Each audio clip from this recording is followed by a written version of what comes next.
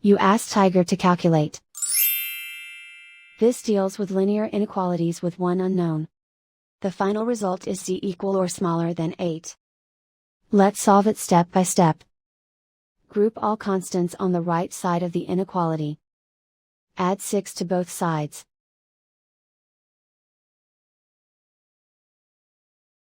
Simplify the arithmetic.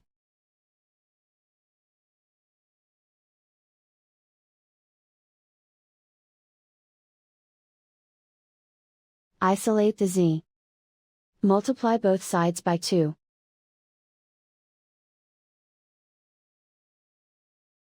Group like terms.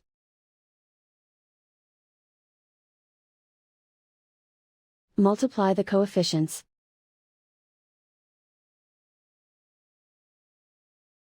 Simplify the fraction.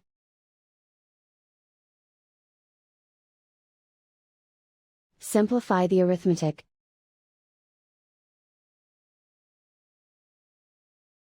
Plot the solution on a coordinate grid. And so the final result is z equal or smaller than 8.